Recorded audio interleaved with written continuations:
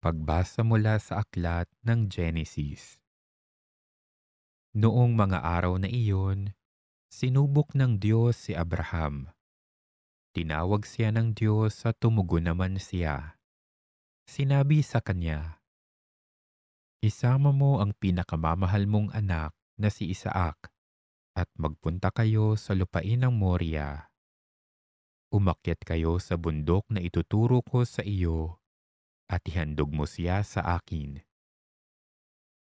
Pagsapit nila sa dakong itinuro ng Diyos, gumawa ng dambana si Abraham. Inayos niya sa ibabaw nito ang panggatong. Nang sasaksakin na niya ang bata, tinawag siya ng anghel ng Panginoon at mula sa langit ay sinabi, "Abraham, Abraham, huwag mong patayin ang bata, huwag mo siyang saktan. Naipakita mo ng handa kang sumunod sa Diyos sapagkat hindi mo ipinagkait sa Kanya ang kaisa-isa at pinakamamahal mong anak."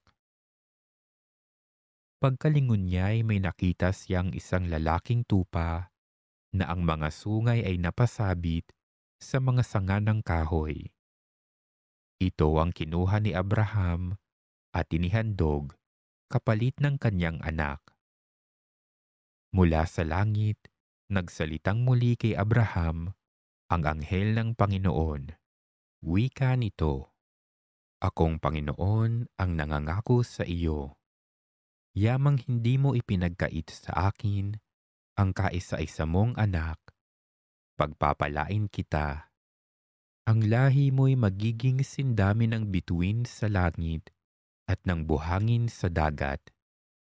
Lulupigin nila ang mga lunsod ng kanilang mga kaaway. Sa pamamagitan ng iyong lahi, pagpapalain ang lahat ng bansa sa daigdig, sapagkat ikaw ay tumalima sa akin." Ang salita ng Diyos.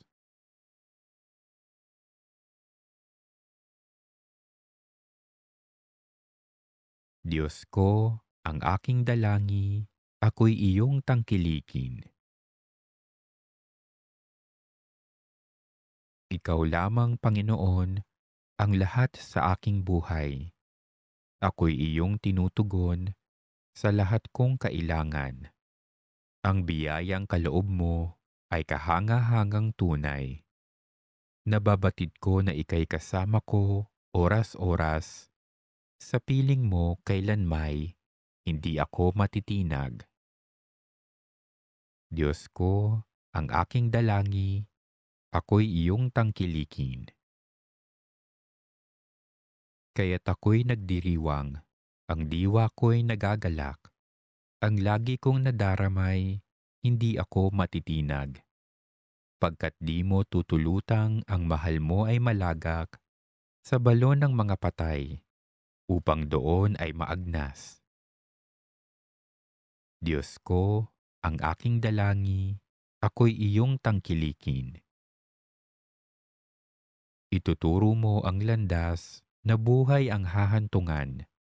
Sa piling mo'y madarama ang lubos na kagalakan. Ang tulong mo'y nagdudulot ng ligayang walang hanggan. Diyos ko, ang aking dalangin, ako'y iyong tangkilikin.